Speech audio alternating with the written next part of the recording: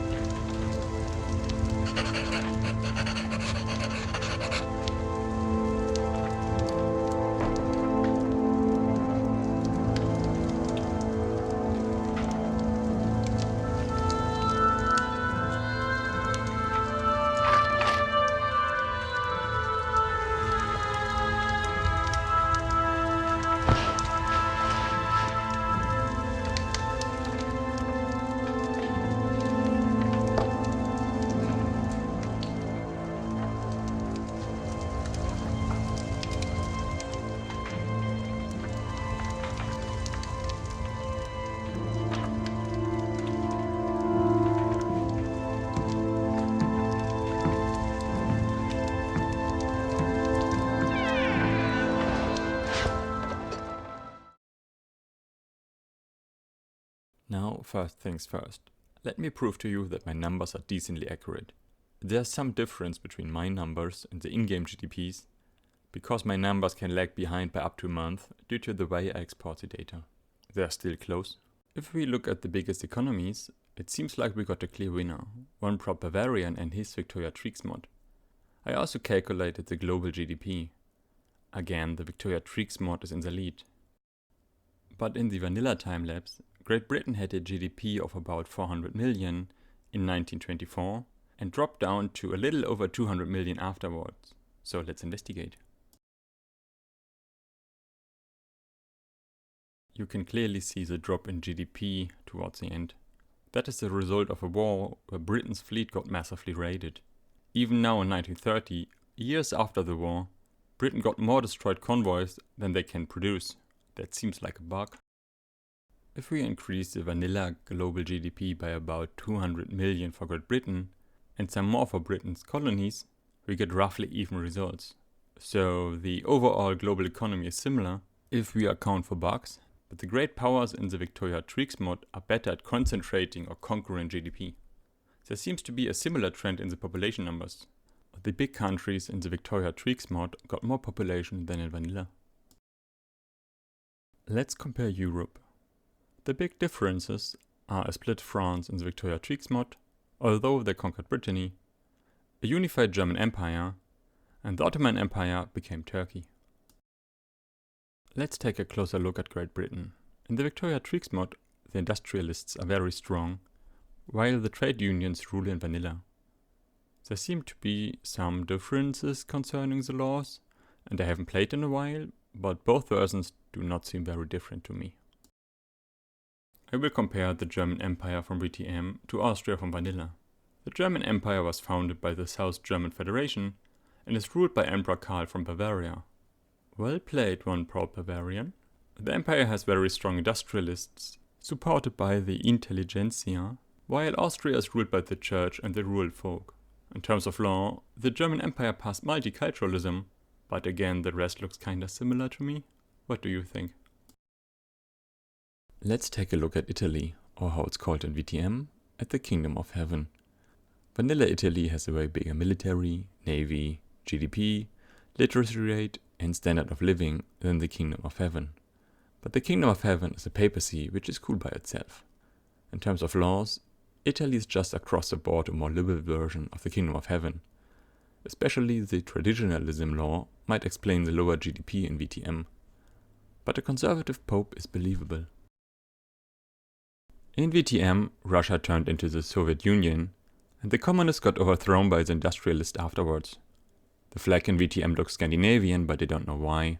VTM Russia has more GDP and population, but the standard of living is better in vanilla.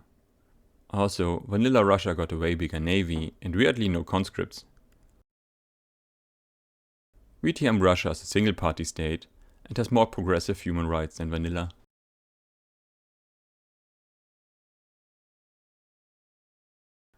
It's time to leave Europe and look at the scramble for Africa. While the borders in VTM are somewhat messy, they are still way cleaner than in vanilla. In VTM, the colonizers are mostly France, Britain and Portugal. In vanilla there's also Austria and America. Looking at the markets in Africa, Britain controls an even bigger territory in VTM. Also, Egypt is in the market of the Pope, and the German Empire has Triopolitana in its sphere. What about Asia?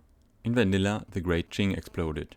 In VTM, Russia pushed farther south in the Middle East, and the British Raj has incorporated more Indian miners and has about double the population than in vanilla. France conquered the south of India and Vietnam in vanilla. Indonesia looks messy in both worlds. And there's a fascist revolution in New Zealand. There are no big surprises in the market lens as far as I am aware of. Last but not least, it's time for the Americas. Apart from Chile and Argentina, the borders look mostly the same. There are some major differences though, especially in population. In VTM, Canada has 8 million more inhabitants. The USA has about 20 million more. another 13 million Mexico, 15 million in Brazil. Also in VTM, most countries in the Americas have their own market, while Britain controls huge part of the Americas in vanilla. And then there's the United States or the United Archduchy. The military is about the same size, but fleet and GDP of the United States are way bigger. The United Archduchy has a strong petite bourgeoisie in the opposition, and both still have slavery.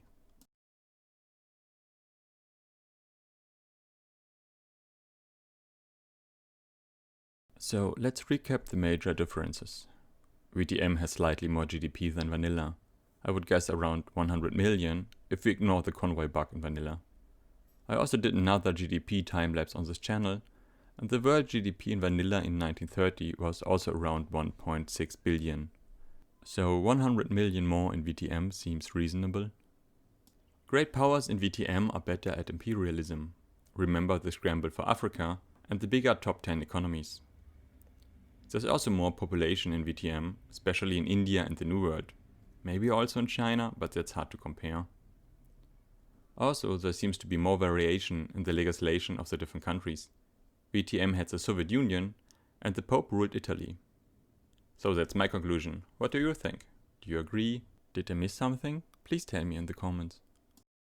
Thanks a lot for watching. I hope you enjoyed it. It took a lot of time and effort, so please consider liking and subscribing. If you want to see the other Victoria 3 GDP time-lapse, click on the video on the top.